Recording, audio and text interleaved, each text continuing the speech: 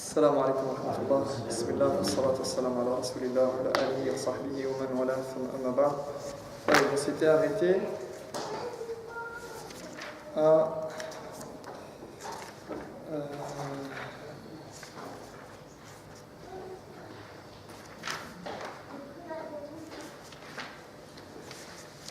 la partie relative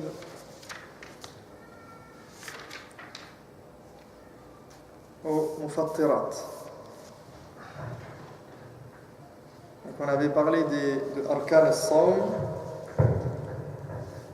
des piliers du jeûne obligatoire. Donc je rappelle, juste pour nous remettre en mémoire, qu'il y a deux piliers pour que le jeûne soit accepté. C'est mal. An-niyya, l'intention. D'accord, on avait dit que l'intention, elle devait être, elle doit être quand l'intention pour le jeûne obligatoire? An-niyya, mata takun an-niyya lis-siyam al-fard. Avant le fajr. Ahsant. D'accord, donc effectivement, pour le jeûne obligatoire, c'est avant le fajr. Pour le jeûne non obligatoire, siyam al-nafl, ça peut être dans la journée. D'accord, n'importe quand dans la journée. Jusqu'à même 5 minutes avant le maghrib, du moment que la personne, sauf que la personne elle aura l'ajr en fonction du temps qu'elle aura jeûné. D'accord, si, à condition que elle n'ait pas fait al-mufattirat dans la journée, c'est logique. D'accord, qu'elle n'ait pas été en contradiction avec le jeûne. Et ensuite, c'est quoi le deuxième pilier? Ce qui paraît logique, c'est al-imsak anil mufattirat, donc le fait de s'abstenir de faire ce qui contrevient et ce qui annule le jeûne, min tulu'il fajr al-kadhib am as-sadiq. Comment? Min tulu'il fajr as-sadiq ou al-kadhib. As-sadiq. Al-Fajr, de toute façon son nom il le dit lui-même. D'accord, il l'indique lui-même. Tulu' al-Fajr as-Sadiq ila ghurub ash-shams. Pourquoi on parle de ça? Parce que donc du coucher, du lever au coucher du soleil. D'accord, et du bon lever du soleil, du lever du soleil véritable et véridique. Et donc on avait dit quelle est la différence entre Tulu' al-Fajr al-Kadhib ou as-Sadiq. C'est quoi la différence? Comment on distingue entre le vrai et le faux lever du soleil? De toute façon, c'est l'adhan al-subh. Mais justement, jusqu'à adhan, d'accord. Mais bon, après savoir à quel adhan et tout. Mais nous, si on a besoin des alamat, on a besoin des signes, on est dehors dans un endroit où on peut... alors la lumière, elle est comment? Parce qu'il y a deux lumières. Il y a deux lumières. Normalement, on identifie avec la lumière. D'accord? Mais la blanche, on identifie. La lumière qui est claire. Ouais. Oui, aujourd'hui, on va suivre l'adhan, bien sûr. Voilà, on va suivre. Attends une seconde. Oui. Je crois qu'il faut s'arrêter un cadre avant l'adhan. Non. Al-adhan. L'imsak, ça n'a pas de... L'imsak, c'est pas? Non, ce que vous avez imsak dans les calendriers, là, quand vous avez l'imsak, c'est... Bon, il y en a qui vont jusqu'à dire que c'est une bid'a.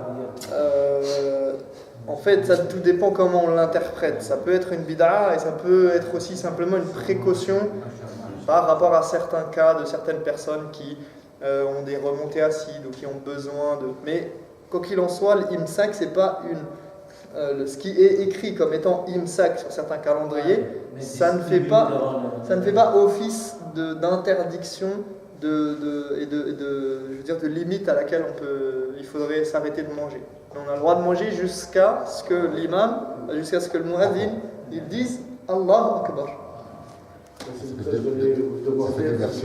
Comme ici, il y a des problèmes.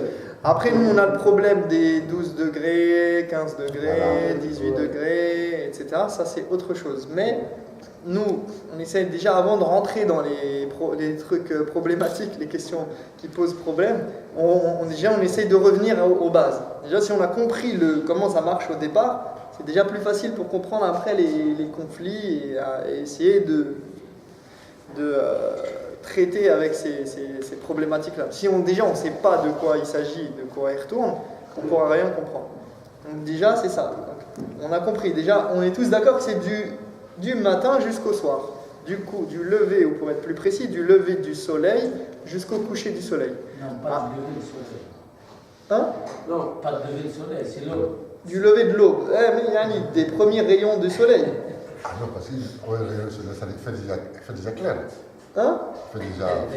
Non, quand on dit lever du soleil, c'est-à-dire que l'apparition du jour, si vous voulez. Voilà. L'apparition du jour. Fajr. Ah Yanni, c'est la même chose, mais c'est parce que par exemple nous. On n'explique pas comment c'est le lever du soleil, Shuruk, non? Si, le soleil, c'est. Non, parce que Shuruk, c'est quand le soleil il est déjà. C'est pas le lever du soleil. Pour nous, le Fajr, en français, ça peut correspondre au lever du soleil. Sauf que c'est pas le lever du soleil qui est indiqué à la météo. D'accord? À la météo, on vous dit le soleil se lèvera à telle heure. Ça, ils prennent en considération un degré d'observation. Je ne sais plus quel degré ils prennent par rapport à la météo. C'est degré astronomique, je ne sais plus. Le lever du soleil qu'ils mettent à la météo? En fait, peu importe, mais nous, on le considère en tout cas comme un lever du soleil. C'est le lever du soleil au sens où l'apparition du jour, pour être plus précis. D'accord? Voilà, c'est ce qu'on a dit, comme on a dit dans le verset. Mais il faut savoir que, justement, alors, ce verset-là, il nous indique, c'est quoi Al-Fajr al-Sadiq, le véritable Fajr. Parce que c'est Al-Khayt. Ça doit être un Khayt. Ça doit être une lumière qui est étendue dans le ciel comme un fil. C'est comme si on mettait un fil à l'horizon et qu'on avait une démarcation entre le jour et la nuit. D'accord? C'est ça le véritable lever du jour. D'accord? Donc le lever du jour qui nous intéresse, Al-Fajr, c'est parce que la première, j'avais dit la semaine dernière, Al-Fajr ou Al-Kadhib, la lumière, elle est vers le ciel, de manière verticale. D'accord? Elle fait comme ça. Elle fait un faisceau lumineux qui va du bas vers le haut. Ça, c'est le kadhib. Il est décalé de minimum une demi-heure, voire une heure et demie, ça peut arriver. Entre les deux, il y a cette différence-là. D'accord? Donc voilà, juste pour revenir à ça. Je ne vais pas refaire le cours de la semaine dernière. Walladhi يفطر أو الذي يفطر به الصائم ستة أشياء. Ça c'est على قول المؤلف. Donc tout ce qui conduit à l'annulation du jeûne. L'auteur ici il dit 6 choses. On va voir qu'il y a des choses qui peuvent se regrouper et quoi qu'il en soit là il est rentré il va citer les choses les plus importantes sur lesquelles il y a pas ou peu de divergence en tout cas. Après il y a une divergence sur certaines applications derrière, mais à ma connaissance il n'y a pas de divergence là-dessus. Donc lui ce qu'il a cité c'est vraiment Ummahat al-Mufattirat. Et après je vais essayer de détailler peut-être certaines choses, mais طيب يقول أولا وثانيا الأكل والشرب عمدا. Donc le fait de manger et de boire intentionnellement. Alors ici on va voir qu'il y a une divergence chez les ulama. فإن أكل أو شرب ناسيا فلا قضاء عليه ولا كفارة. عن أبي هريرة رضي الله عنه أن النبي صلى الله عليه وسلم قال من نسي وهو صائم فأكل أو شرب فليتم صومه فإنما أطعمه الله وسقاه. Donc il nous dit manger et boire intentionnellement, mais si le jeûneur mange ou boit involontairement, d'accord, il ne doit ni compenser ce jour, donc rattraper ce jour et le remplacer par un autre jour, ni expier, c'est-à-dire il n'a pas quelque chose à payer ou à faire en plus que de rattraper ce jour. Donc il n'a rien à faire s'il a mangé ou bu intentionnellement, d'après le hadith d'Abu Huraira, ici c'est ce qui est pris en considération, où il rapporte que le prophète sallallahu alayhi wa sallam, quiconque mange ou boit involontairement pendant le jeûne, doit continuer à observer son jeûne, car c'est Allah qui l'a nourri et abreuvé. D'accord? Man nasiya wa huwa sa'im fa akala aw shariba falyutimma sawmahu fa innama at'amahu Allahu wa saqahu. Alors ici, il y a une divergence. Inda al-Malikiyya, par exemple, chez les Malikites, celui qui boit et mange involontairement, eh bien, il doit faire al-qada. Il doit rattraper son jeûne. D'accord? Alors c'est vrai que je ne connais pas bien la divergence avec le Malikiyya sur quelles sont les preuves de Malikiyya, mais quand on regarde le hadith, il ne dit pas qu'il n'a pas à rattraper le jeûne. Il dit qu'il continue son jeûne. D'accord? Il ne dit pas qu'il n'a pas à rattraper le jeûne. Donc après, Allahu A'lam, après c'est vrai que c'est un avis qui a son poids et ses tenants, et Inch'Allah, yani, c'est l'avis que moi je suis par rapport à ce que j'ai appris. Donc, yani man akala wa shariba nasiyan falyutimma wa la qada alayhi wa la kaffara. D'accord? Donc celui qui boit, donc l'essentiel c'est de savoir que quoi qu'il en soit, boire et manger intentionnellement, ça c'est clair et net. Ouais, mais dans ce cas, dans le hadith, il aurait pu dire celui qui boit et mange involontairement, il aurait le professeur Hassan, il peut dire ouais, il rattrape son jour. Après il y a d'autres hadiths et il y a d'autres. Il n'y a pas forcément que ce hadith-là sur la question, c'est pour ça que ça peut. Et en plus, après, si on rentre précisément dedans, on va trouver chacun va avoir ses arguments. J'ai pas fait le tahqiq de la mas'ala, j'ai pas cherché tous les détails, mais sachez qu'il y a cette divergence. Donc chacun, en fonction de ce qu'il suit dans la méthodologie de fiqh qu'il adopte. Donc le muhim, donc ici il cite boire et manger intentionnellement. Donc ça c'était 1 et 2. Donc, il faut savoir aussi que par rapport à manger et boire, donc déjà c'est la base dans les interdictions et dans les choses qui viennent rompre le jeûne. Et quand on parle de manger et boire, manger, al-aklu, on aurait pu le mettre ensemble. Manger et boire, on a l'impression que c'est la même chose. D'accord? Ils les ont différenciés, les ulama, pour plusieurs raisons. Notamment parce qu'il peut y avoir une confusion des fois chez les gens. Et pour bien spécifier c'est quoi manger, c'est quoi boire. D'accord? Et l'essentiel, c'est de comprendre que chez les ulama, al-aklu, c'est quoi manger? Qu'est-ce que ça veut dire manger? Parce que tout le monde n'a pas... Et c'est là où c'est important quand on étudie, parce que la traduction, par exemple, j'en ai parlé dans la khutbah de Jumu'ah, la traduction, elle peut être bonne, elle est bonne, il n'y a pas de problème. Et même en arabe, peu importe, on appelle ça al-akl. Akl, c'est manger. Shurb, c'est boire. Le problème, c'est que quelle est la perception qu'on a, nous, quand moi je dis manger, peut-être moi j'ai étudié par exemple ces questions-là, je sais ce que ça veut dire manger. Quelqu'un d'autre, manger pour lui, ça veut dire manger un plat. L'autre, ça va être manger même une poussière, c'est manger. Un moucheron qui lui est rentré dans la bouche, c'est manger. Des choses qui descendent dans l'estomac. Chacun, il peut avoir une perception différente.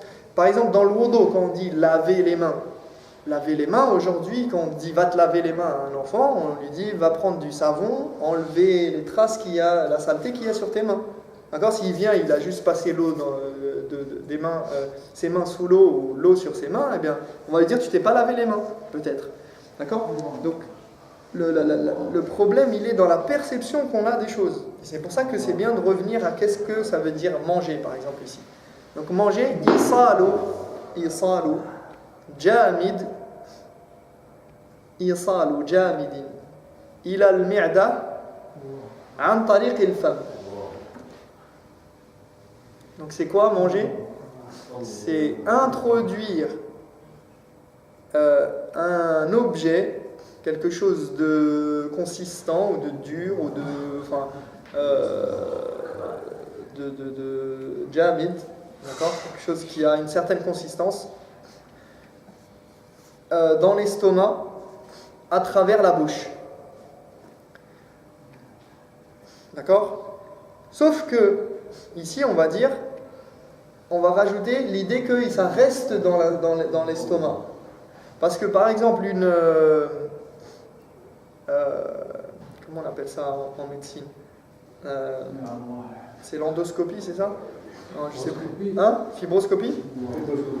Il y a sûrement plusieurs méthodes, mais le fait d'introduire quelque chose dans la bouche pour aller voir qu'est-ce qui se passe dans l'intestin ou dans l'estomac ou je ne sais quoi, enfin dans les organes internes, d'accord, par la bouche et le retirer, ça n'est pas considéré comme manger. Ah, c'est pas du rejet. Non, mais là, d'après la définition, on pourrait penser que. Donc, c'est pas quelque chose qui est resté. Sauf si cette fibroscopie ou autre, elle est comment dire, nécessairement accompagnée d'un produit. C'est-à-dire que pour pouvoir rentrer l'objet, le tube, la caméra ou peu importe, dans l'œsophage et à travers les organes internes, eh bien, des fois, on peut administrer un produit, on peut mettre une sorte d'enduit ou quelque chose qui va faciliter le passage du tube. D'accord? Dans ce cas-là, ça annule le jeûne. Ça annule. Pas parce qu'on a fait rentrer le tube, mais parce qu'on a fait rentrer du produit. D'accord? Donc ça, c'est important. Ensuite, il y a une autre chose à considérer dans le manger et boire, c'est que manger et boire et tout ce qui s'y apparente. D'accord? Donc même manger, c'est pour ça que le fait d'avoir, par exemple, quand on est à l'hôpital et qu'on nous met une perfusion de quoi que ce soit qui soit nourrissant, d'accord, qui tient lieu de nourriture, d'accord, pas une perfusion de quelque chose qui ne fait pas partie qui n'est pas là pour nourrir, d'accord, une perfusion qui va nourrir, eh bien ça tient lieu de nourriture et donc ça annule le jeûne. D'accord? Et il faut dire aussi que manger et boire, que ce soit bénéfique ou néfaste, que ce soit quelque chose de licite ou d'illicite, que ce soit bon pour le corps ou pas bon pour le corps. D'accord? Parce que quelqu'un peut dire ah mais j'ai mangé ça, mais j'ai mangé un bout de papier par exemple. D'accord? C'est pas, on va dire que c'est pas néfaste pour le corps, c'est pas bon pour le corps, c'est rien, ça n'a pas d'effet spécial, on va dire. Peut-être s'il a mangé un petit bout de papier, on va dire que c'est pas très grave, ça va se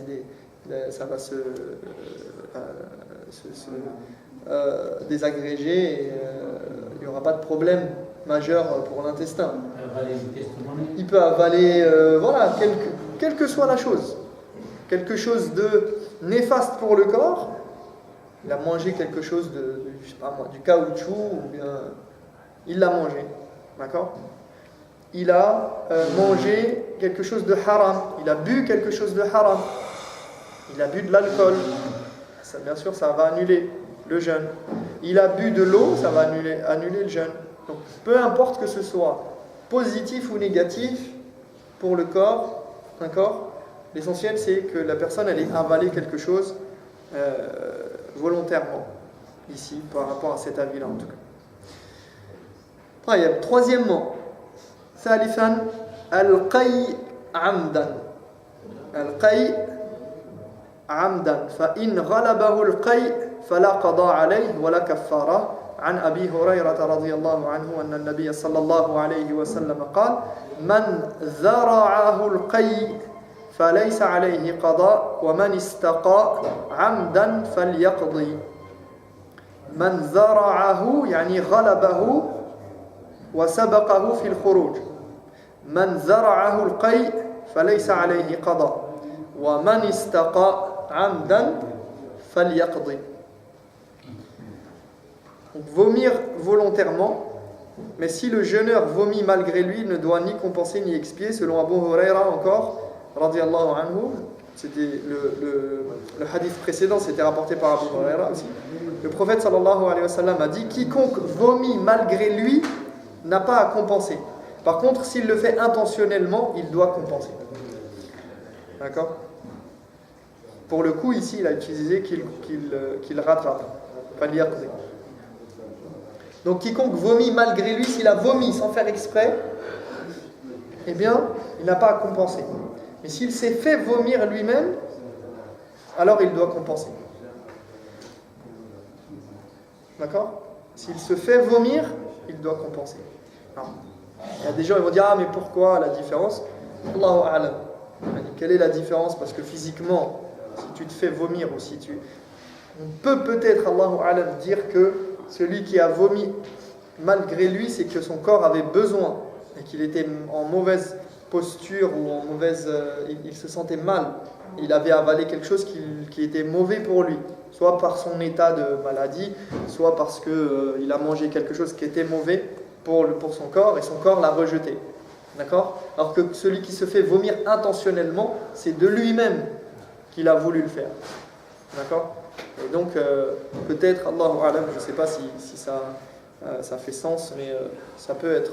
en tout cas, quoi qu'il arrive, à ma connaissance, les ulama muttafiqun ala dhalik, Inch'Allah ta'ala, donc il y a... les savants sont d'accord sur ce fait-là, que le fait de se faire vomir intentionnellement, ça annule le jeûne. Qu'en est-il de quelqu'un qui vomit, ou qui régurgite, ou qui a des remontées gastriques?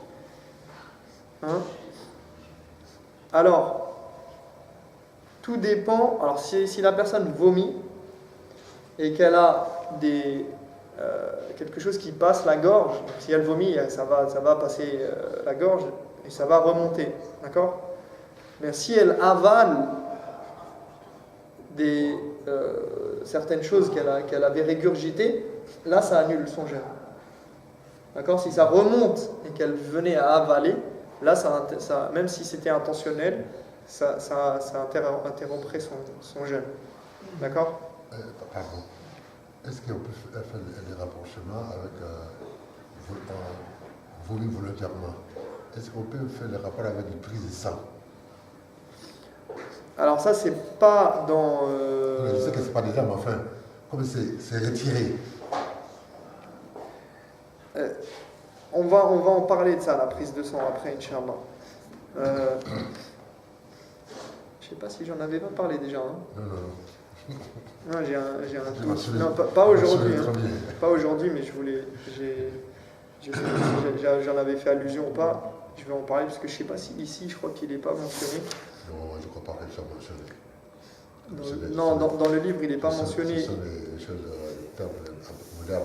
Non, ça c'est un livre contemporain. Donc, ça c'est un livre. Ça c'est un livre contemporain. Donc, et c'est mentionné dans les livres de toute façon la prise de sang, même si c'est pas la prise de sang elle-même. On va en parler, Inch'Allah. Je vais y venir après, parce que la prise de sang, elle s'apparente à l'hijama. D'accord? Je vais parler de ça. L'hijama, les ventouses, d'accord? Pour faire sortir le sang. Ah oui, c'est vrai. Et ça, c'est précisé d'ailleurs dans les hadiths. Donc, voilà pour le troisième. Donc, premièrement, manger. Deuxièmement, boire intentionnellement. Vomir intentionnellement. Troisièmement. Quatrièmement et cinquièmement, donc ça c'est à peu près la même chose aussi, ça marche ensemble. C'est pour ça que l'auteur les a cités ensemble. Al-hayd wa nifas, donc les menstrues, l'apparition du sang des menstrues et des lochis. D'accord? Walau fil lahazati al-akhirati min an-nahar li ijma'i al-ulama alayh. Même s'ils apparaissent aux derniers instants de la journée selon l'avis unanime des ulama, des savants. Donc si la femme elle a l'apparition de ses menstrues même 5 minutes avant l'adhan, même 1 minute avant l'adhan, eh bien son jour il est considéré comme à refaire. D'accord? Alors, bien évidemment, elle sera récompensée pour cette journée de jeûne qu'elle aura faites et tout, ils ne disent pas ah mais c'est injuste, pourquoi? Non, elle sera récompensée, elle aura des récompenses auprès d'Allah, elle aura en plus la faveur de Ramadan, d'avoir fait ça pendant Ramadan. La zone de Maghreb, tu parles. Si elle a ses menstrues, pourquoi? Parce que les menstrues, le sang des menstrues, il vient interrompre le jeûne et interdire le jeûne. Parce qu'on a des gens qui aujourd'hui sortent et apparaissent nouvellement et qui amènent des choses que personne n'a jamais connues dans l'islam et qui disent que non, en fait, la femme qui a ses menstrues, elle doit jeûner, etc. J'avais lu un article là-dessus il y a quelques temps. Et c'est des choses qui viennent de, je sais pas, des gens qui s'autoproclament savants, qui vont à l'encontre de tout ce qu'on connaît, tout ce qui a toujours été dit sur le sujet. Hein? حكم تأخير القضاء بلا عذر لا يجوز تقديم صيام 6 شوال على صيام الكفارة. ما الفرق مثلا يجوز صيام 6 شوال قبل قضاء رمضان؟ هذا فيه خلاف. فيه خلاف ولا فيه خلاف. أنا أميل إلى جواز هذا يعني بسبب استدلالا لحديث عائشة رضي الله عنها كان تقديم عليها من رمضان في شعبان ولم تكن تقديم فورا. فهذا يعني يدل إن شاء الله. ولكن هو الأفضل الذي يقدر يعني على القضاء فورا يعني هذا أفضل. لكن بعض النساء وبعض لا بالنسبة للنساء هذا رجال رجل يعني أنه يقضي إن شاء الله. يعني أنا أرى أن والله أعلم يعني أميل إلى ما يقول بعض العلماء أن الأمر واسع يعني واسع لكن الأفضل يعني أن يقضي لأن دين الله حق أن يقضى في هذه نعم دين الله حق أن طبعا في اختلاف يعني يقول هل هو الدين لأن أما النافلة راه لها وقت أما لو كان الإنسان عنده نهار يوم ولا 3 أفضل يقضيهم طبعا لكن اللي عنده يعني أيام طويلة كان باقي صغير الكبير مسن الأفضل نقضي الله يسلمك. على كل حال 6 من شوال ليست واجبة على كل حال والفضل الله واسع يعني. السلام عليكم. Donc quatrièmement et cinquièmement, voilà, on a parlé des 6 jours de Shawwal. J'en viendrai là, mais j'en viendrai après quand je parlerai de ma yustahabbu min as-siyam, siyam al-nafl. المهم يعني est-ce que parce que la question qui se pose bon, c'est un peu هذا خارج عن الموضوع لكن c'est de savoir est-ce qu'on a le droit de jeûner les 6 jours de Shawwal avant d'avoir terminé de rembourser sa dette vis-à-vis de Ramadan, c'est-à-dire d'avoir jeûné les jours manquants, les jours qu'on n'a pas pu jeûner. Il y a des gens qui n'ont pas pu jeûner comme les femmes, ou les malades, ou quelqu'un qui était en voyage, ou peu importe, quelqu'un qui a interrompu son jeûne de Ramadan pendant le Ramadan, il a interrompu son jeûne pour une raison valable, ou peu importe, même pour une raison pas valable d'ailleurs, il a des jours à rattraper. Eh bien, est-ce qu'il a le droit de faire Shawwal avant de faire cela? Et là-dessus, il y a une divergence. La divergence, c'est que qui est basée sur le fait que certains ulama voient que la dette qu'on a vis-à-vis d'Allah, elle est plus importante que de faire des choses surérogatoires et supplémentaires. Et donc, de dire que quand on a une dette vis-à-vis de nos adorations, eh bien on doit s'en acquitter le plus vite possible. En plus, on ne sait pas quand est-ce qu'on va mourir, on ne sait pas si on va vivre tout le mois de Shawwal ou bien après pour pouvoir rembourser cette dette. Donc, plutôt que de faire... Et comme on n'a pas le droit de réunir les intentions par rapport au fait que l'intention de Shawwal, c'est une intention pour une surérogatoire, une facultative, donc quelque chose de secondaire, alors que là, l'intention qu'on a à mettre dans l'obligatoire, c'est une intention pour une obligatoire, et c'est quelque chose ça se différencie. L'intention, elle est là pour différencier les adorations. Donc ces deux adorations-là, comme elles ne sont pas du même niveau, elles n'ont pas le droit d'être réunies dans la même journée. On n'a pas le droit de faire le qada, de rattraper, et en même temps de dire tiens, je vais faire ça, je vais faire Shawwal. D'accord? Donc, pourquoi? Parce que c'est spécifique. Hein. C'est parce que c'est quelque chose de spécifique. On peut quand même le faire continuellement. Par exemple, j'ai les dettes, je paye mes dettes et puis je continue les Shawwal en même temps. Oui, peu importe en fait, parce que Shawwal ou même le fait de rattraper les jours manqués pendant le Ramadan, on peut les faire séparément ou continuellement, peu importe. Ça n'a pas d'importance. Quoi qu'il en soit, certains, comme on a un hadith où Aïcha radiyallahu anha, il est rapporté qu'elle préférait rattraper ses jours dans le mois de Sha'ban. D'accord? Avant Ramadan, juste avant Ramadan, par les faveurs qui sont accordées à Sha'ban. D'accord? Comme nous on sait que le prophète sallam, il aimait bien jeûner le mois de Sha'ban, beaucoup. D'accord? Donc, on sait que Aïcha radiyallahu anha, elle rattrapait ses jours dans Sha'ban. Donc les ulama disent qu'ils vont vers la permission du fait qu'on a le droit de faire les jours de Shawwal, parce que les jours de Shawwal, c'est que pendant le mois de Shawwal. Donc une fois Shawwal terminé, on ne peut plus les faire. Donc c'est restreint dans le temps. Et ils disent, déjà c'est restreint dans le temps, donc la personne qui a beaucoup de jours à rattraper, par exemple, elle ne pourra pas faire... Il y a des gens, ils ont beaucoup de jours à rattraper, et ça serait compliqué de faire... Alors c'est vrai que c'est rare d'avoir 25 jours, mais même, imaginons une femme qui a eu ses menstrues pendant le Ramadan. Elle va avoir ses menstrues pendant Shawwal. Donc déjà, elle avait, on va dire, 10 jours, elle n'a pas pu jeûner, par exemple, de Ramadan. 10 jours, elle ne va pas pouvoir jeûner à peu près pendant Shawwal. Et donc ce qui reste, c'est une vingtaine de jours. Elle a déjà, peut-être qu'elle n'a pas pu jeûner aussi pour d'autres raisons, de maladie ou quoi. Donc elle va être limite. Pour jeûner ces 6 jours-là, ça va être très compliqué. Et peut-être d'autres cas aussi de personnes qui n'ont pas pu jeûner pendant Ramadan, ils étaient malades, ils étaient en voyage, etc. Et donc, ils disent, comme Aïcha, elle repoussait ses jours de jeûne, et c'est pas possible qu'elle n'ait pas fait des jours de jeûne surérogatoires durant toute l'année, par rapport à son statut, par rapport à ce qu'elle rapporte comme hadith, par rapport à son degré de foi, etc. On n'imagine pas que Aïcha n'ait pas fait, durant cette période-là, toute une année, elle n'a pas fait de jour de jeûne. Ni lundi, ni jeudi, ni les 3 jours de pleine lune, ni rien, ni Arafat, ni rien.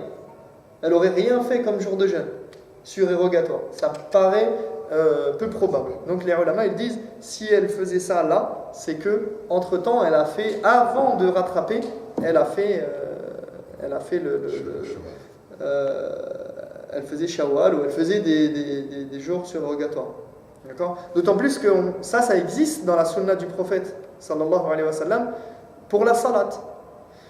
Le prophète sallallahu alayhi wa sallam, quand ils se sont réveillés en retard, il s'était endormi, on en a déjà parlé, il s'était endormi, et Bilal il s'est endormi et il n'a pas fait l'adhan, il ne les a pas réveillés. Et il a dit au prophète sallallahu alayhi wa sallam, j'ai été pris de la même chose qui t'a prise toi. On a été pris tous deux par le sommeil et on ne s'est pas réveillés. Ils sont réveillés, le soleil était déjà en plein ciel.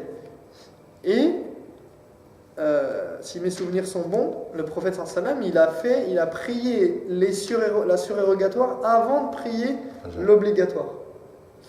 Alors c'est pour ça qu'il y a un khilaf même là-dessus chez les ulama. Il y a une divergence. Est-ce que quand j'ai raté la prière, est-ce que j'ai le droit de faire la surérogatoire avant l'obligatoire? Et ceux qui disent qu'on a le droit, eh bien ils disent que le prophète il a prié la surérogatoire avant l'obligatoire. Parce que c'était après le shuruk. On aurait pu dire, mais ils sont en retard. Donc ils ont prié en retard, autant il faut prier tout de suite, ils doivent prier, c'est une dette. On ne sait pas s'ils auront le temps, peut-être ils vont mourir. Entre-temps, ils auraient dû prier l'obligatoire et la surérogatoire après. Mais il a prié la surérogatoire avant. Donc ça existe déjà ce principe-là dans l'histoire et dans la sunna. Al-Muhim, ala kulli hal, donc on revient sur ce qui conduit à l'annulation du jeûne, al-mufattirat. Il nous reste le sixième. Le sixième point, al-jima'. Donc les rapports charnels. Avoir des rapports charnels, al-jima'. Wa tajibu bihi al-kaffaratu al-madhkuratu fi hadha al-hadith. Donc ici, on nous dit le fait d'avoir eu des rapports entre l'époux et l'épouse, ou même hors cadre licite, peu importe, les rapports charnels, eh bien, c'est quelque chose qui amène à l'annulation du jeûne. Et ici, cela conduit à l'expiation obligatoire citée dans ce hadith. Donc, celui qui a eu un rapport avec son épouse, ou peu importe, qui a eu un rapport dans la journée de Ramadan, eh bien, il doit faire l'expiation qui est citée dans le hadith d'Abu Huraira, encore une fois, qu'on va voir ici. Et je vais lire le hadith, après je vais en parler. يقول عن أبي هريرة رضي الله عنه قال بينما نحن جلوس عند النبي صلى الله عليه وسلم إذ جاءه رجل فقال يا رسول الله هلكت. Donc Abu Huraira radiyallahu anhu rapporte, et il dit il raconte cette histoire, il dit alors que nous étions chez le prophète sallallahu alayhi wa sallam, assis avec lui, un homme est venu lui dire, il est rentré dans la mosquée, il a dit ô messager d'Allah, je suis perdu, halakt. D'accord, j'ai commis quelque chose de grave et je suis voué à la perdition. Qala malak. Il lui a dit qu'est-ce qui t'arrive? Que t'arrive-t-il? Qala waqa'tu ala imra'ati wa ana sa'im. Donc il dit j'ai eu des rapports avec ma femme en plein jeûne. Et dans une version du hadith, il dit fi Ramadan. Donc pendant Ramadan. فقال رسول الله صلى الله عليه وسلم هل تجد رقبة تعتقها. Il lui a dit est-ce que tu as un esclave à affranchir? قال لا. Il lui a dit non. قال فهل تستطيع أن تصوم شهرين متتابعين. Il lui a dit est-ce que tu es capable de jeûner 2 mois consécutifs? قال لا. قال فهل تجد إطعام 60 مسكينا. Il a continué, il lui a dit est-ce que as-tu assez de nourriture pour 60 nécessiteux? Est-ce que tu es dans la capacité de nourrir 60 nécessiteux? قال لا. Il lui a dit non. قال فمكث النبي صلى الله عليه وسلم. Donc celui qui rapporte le hadith, Abu Huraira, il dit le prophète sallallahu alayhi wa sallam, il est resté un moment comme ça. D'accord? Alors les ulama ils divergent là-dessus. Pourquoi il est resté comme ça? Soit il a réfléchi, il a attendu la révélation, que Allah subhanahu wa ta'ala il lui donne la solution par rapport à ce cas-là, ou bien parce qu'il savait qu'il y avait quelqu'un qui allait amener ce qui va se produire ici.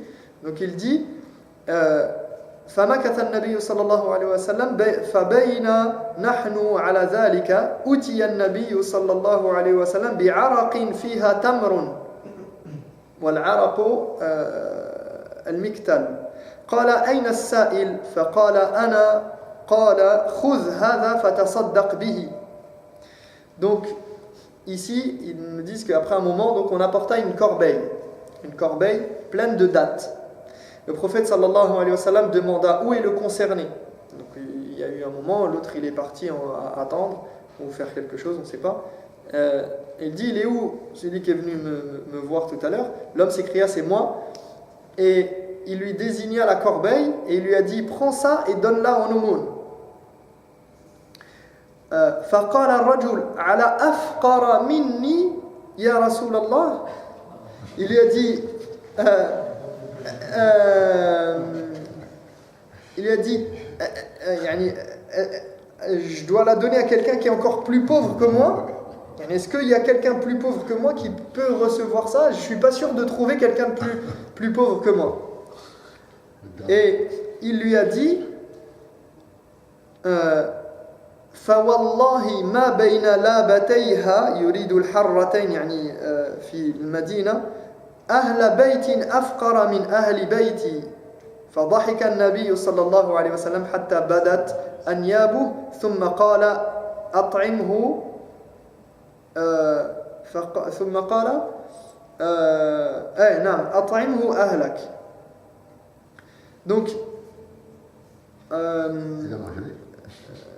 Donc l'homme il a dit, y a-t-il plus pauvre que moi au messager d'Allah? Par Allah, il n'y a pas plus pauvre dans cette ville que les miens, que ma famille. D'accord? Donc ma bayna al-harratayn ou labatayha, yani al-harra c'est un endroit qui contient des pierres noires normalement, et c'est Médine. Donc entre les deux endroits qui contiennent ces pierres noires en fait, donc sous-entendu Médine. Donc il dit, par Allah, il n'y a personne de plus pauvre à Médine que moi et ma famille. Donc, à qui je vais les donner? Et je ne peux pas faire une sadaqa. Et il a dit donc le prophète sallam il a souri au point qu'il a laissé apparaître ses incisives et il a dit alors prends-la comme nourriture pour ta famille. D'accord?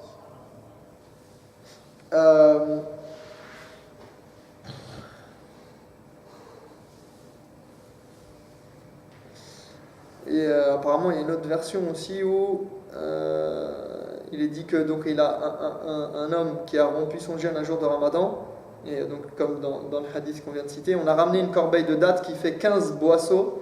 Le prophète sallam lui a dit mange-en ainsi que ta famille, jeûne un jour et demande pardon à Allah. Wastaghfirillah, d'après le hadith authentique d'Abu Daoud. Donc d'après ce hadith, donc ici on a c'est quoi? C'est le 6e point qui concerne les mufattirat. C'est quoi ici? Donc c'est al-jima', le fait d'avoir un rapport charnel pendant la journée de Ramadan. Donc premièrement ça exclut plutôt illa an-nasi wal mukrah wal jahil. Ça concerne celui qui n'a pas oublié que c'était Ramadan, ou imaginons qu'il a oublié complètement que c'était Ramadan, même si les ulama ils disent c'est un peu difficile d'arriver à avoir un rapport charnel en oubliant complètement que c'était Ramadan. Encore manger c'est possible, mais là d'arriver à avoir un rapport charnel et d'oublier complètement que c'était Ramadan, c'est un peu difficile. Mais imaginons. Wal mukrah, celui qui a été contraint. Wa al-jahil, celui qui est ignorant. D'accord? Soit ignorant que c'était Ramadan, soit ignorant que du hukm. Il ne savait pas que ça existait ce jugement. Donc ça, ils ne sont pas concernés. Alors, il faut savoir que ça, c'est madhab al-hanabila ou madhab ba'd al-ulama. Donc c'est l'avis de certains ulama. Ce n'est pas le cas chez le Malikiya.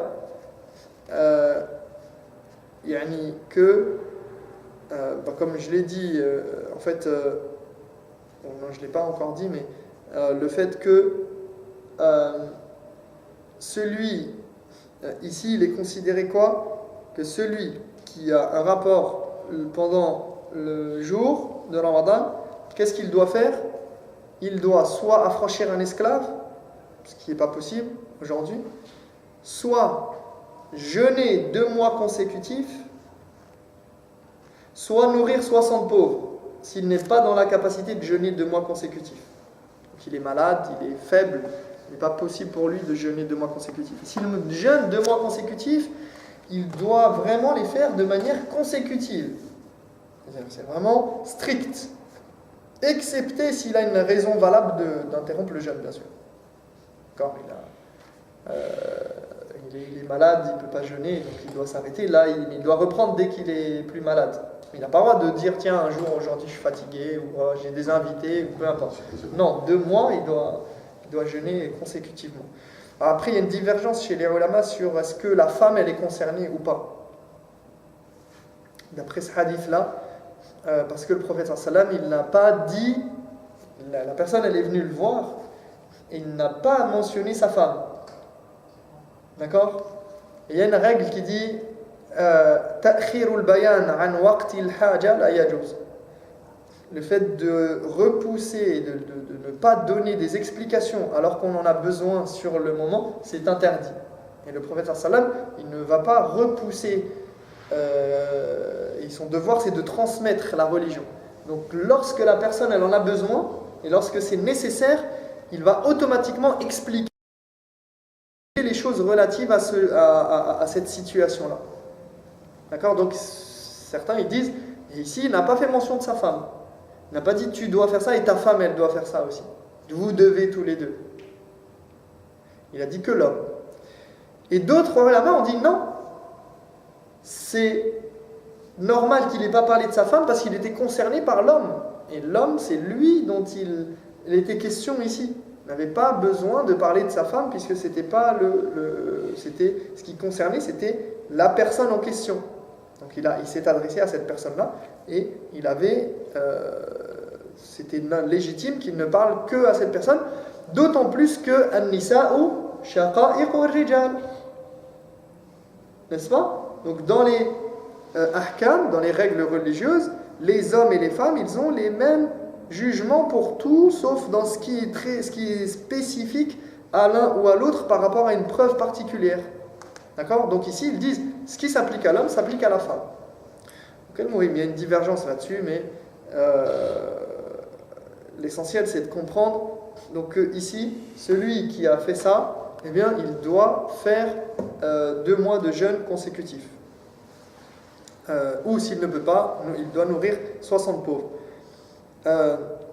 Alors là aussi où je voulais attirer votre attention, c'est que chez le Malikiya, par exemple, il y a une divergence avec d'autres ulama, et le Hanabila notamment, c'est que ce jugement chez le Hanabila ne s'applique, moi c'est l'avis que je suis, et si je donne la fatwa là-dessus, c'est dans ce sens-là que je la donne, c'est que seul ce jugement de jeûner 2 mois consécutifs s'applique uniquement à celui qui a eu des rapports charnels pendant le mois de Ramadan.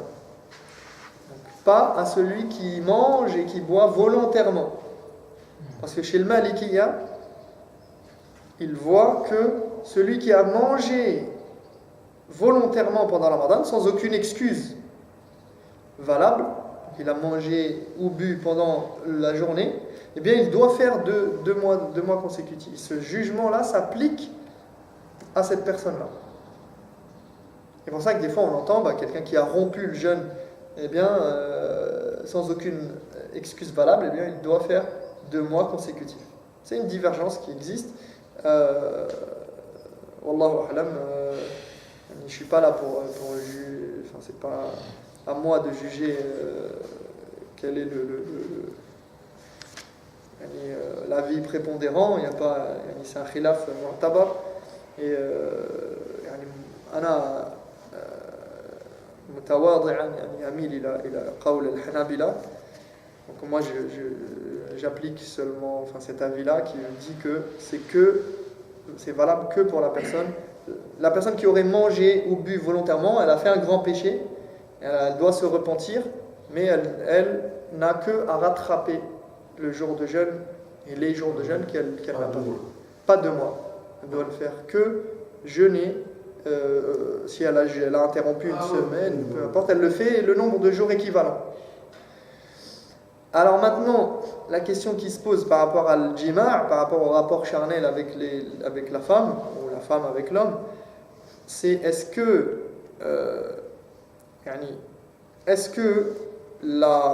les choses qui s'apparentent à ça prennent le même jugement. Par exemple, la masturbation. Est-ce que ça s'applique, quelqu'un qui a eu une éjaculation pendant la journée, est-ce que ça s'applique de la même manière? Alors là-dessus, il y a plusieurs cas. La personne qui a éjaculé de manière volontaire par elle-même, c'est-à-dire par quel que soit ce qu'elle ait fait pour y arriver, alors tout d'abord, il n'y a rien qui prend le même jugement de faire 2 mois consécutifs. D'accord? Si la personne, elle a fait ça, elle n'a pas fait de rapport charnel, mais elle a eu quand même sa jouissance, elle doit rattraper ce jour-là. Elle a fait un péché, elle doit se repentir, mais elle doit rattraper ce jour-là, elle ne doit pas faire 2 mois consécutifs. D'accord? Deuxièmement, si elle a été en état d'impureté parce qu'elle a dormi, l'ihtilam, la personne elle s'est endormie, elle a vu un rêve, elle a fait un rêve érotique et elle s'est réveillée, elle doit faire le ghusl. Et bien dans ce cas-là, elle n'a rien à faire, ni rattraper son jeûne, ni quoi que ce soit, elle continue son jeûne. Imaginons que tu vas faire une sieste pendant la journée de Ramadan, et tu te réveilles et tu as eu un rêve. Eh bien, tu dois simplement faire ton ghusl pour faire ta salat et tu continues ton jeûne et comme si de rien n'était. Il n'y a rien de compromettant par rapport au jeûne là-dessus. On parle aussi, quand on parle de rapport charnel, que les personnes elles aient eu leur jouissance ou pas. C'est-à-dire que si l'homme et la femme, leurs parties génitales ont été en contact, alors ça a le même jugement.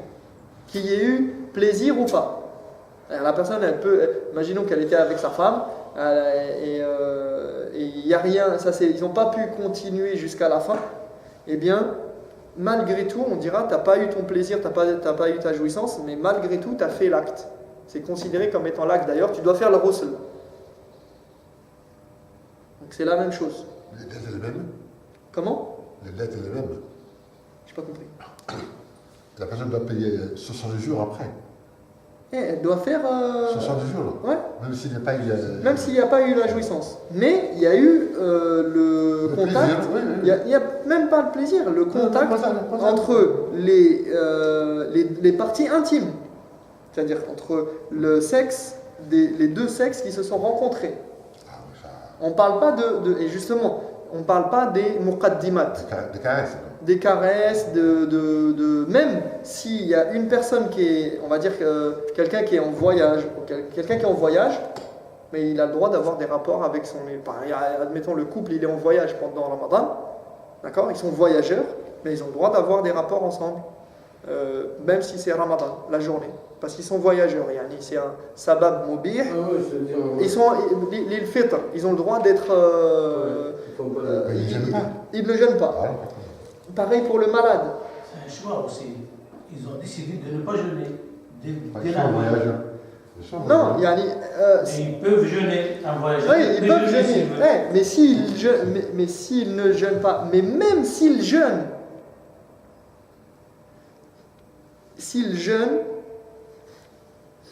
mais qu'il lui est permis de ne pas jeûner, il ne rentre pas dans le hukm. Même s'il gêne, mais il est en voyage. Il peut faire des rapports. Oui. Avoir des rapports. Dans ce cas-là, il rompt son jeûne. Voilà. Ça rompt son jeûne, mais il ne rentre pas dans l'interdiction parce que c'est pas un jeûne obligatoire pour lui. Celui qui jeûne, qui est moussafir. الصيام واجب أو مش واجب عليه؟ لا المسافر c'est pas wajib عليه. Mais il faut décider dès la nuit. Si tu as décidé de jeûner, tu pouvais jeûner. Oui, mais s'il rompt son jeûne, mais il ne rentre pas dans ça, dans cette interdiction. Wallahu a'lam.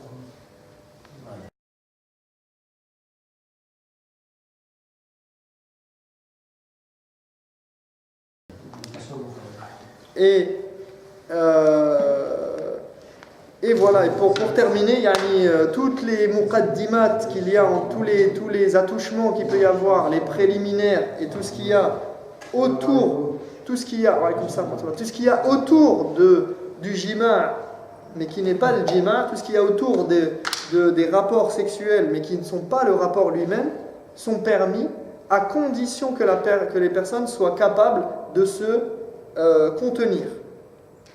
C'est-à-dire que quelqu'un qui vient juste de se marier, qui est jeune, etc., il vaut mieux qu'il évite. Parce que le prophète sallam, il a dit Ana amlakukum li irbi. Il a dit, lui, le prophète sallam, il a dit, moi je suis celui qui maîtrise mieux ses pulsions et son désir sexuel. Donc il a dit que, donc les ulama, ils ont dit à partir de là, c'est permis pour celui qui a la capacité de contenir son désir et de ne pas aller jusqu'au rapport. Parce que le problème, c'est que ça, c'est les préliminaires, c'est ce qui mène au rapport. Donc si les personnes, elles sont dans cette dynamique-là pendant le jour, enfin à un moment donné du jour, eh bien elles peuvent aller jusqu'au rapport. À un moment donné, elles vont oublier complètement, elles vont s'oublier dans cet état d'esprit. Donc on dit, ceux qui font ça, il faut qu'ils soient capables de se maîtriser. C'est-à-dire qu'ils sachent s'arrêter avant. Voilà en gros ce qu'il y avait à dire, je pense, sur ça. Après, oui, je voulais rajouter un petit peu peut-être, mais bon, on en reparlera peut-être la prochaine fois. Donc voilà en gros tout ce qui a été cité comme les mufattirat. Après, j'essaierai d'en parler peut-être dans un prochain cours, c'est les mufattirat al-mu'asira. Les choses qui interrompent le jeûne et qui sont de notre époque, qui sont nouvelles. D'accord ? On en parle un petit peu, mais il y a beaucoup de choses en fait qui peuvent. Et il y a des débats chez les ulama. Donc justement, encore une fois, on parlera de ça peut-être. J'en parlerai dans un cours à part. Je pense que c'est intéressant et c'est nécessaire. Je voulais le faire avant, mais j'ai pas eu le temps. Et comme je voulais passer sur certaines choses aussi qui me paraissaient importantes et intéressantes dans Bab al-Siyam, mais justement, je parlerai de tout ce qui concerne les prises de sang, le don de sang, les gouttes dans les yeux, les gouttes dans le nez, dans les oreilles, les suppositoires, les seringues, les sprays, je sais pas, tout ce qu'il y a, le dentifrice, les pulvérisateurs pour l'asthme, les suppositoires, etc. Tout ça, c'est soit sujet à divergence, soit des fois il y a des choses où il n'y a pas de divergence d'ailleurs. Il y a des choses qui font partie des mufattirat et il y a d'autres qui ne font pas du tout partie des mufattirat. Donc j'en parlerai Inch'Allah dans le prochain cours, comme ça on leur donnera un peu plus de temps, Inch'Allah. Je ne vais pas le faire rapidement comme ça. Comme ça, je vous laisse. Je vous mets l'eau à la bouche. طيب نكتفي بهذا القدر نسأل الله تبارك وتعالى أن يفقهنا في ديننا وأن يتقبل منا الصيام والقيام وأن يجعلنا من الذين يستمعون القول فيتبعون أحسن أولئك الذين هداهم الله وأولئك هم أولو الألباب سبحانك اللهم وبحمدك أشهد أن لا إله إلا أنت أستغفرك الله تعالى أعلم.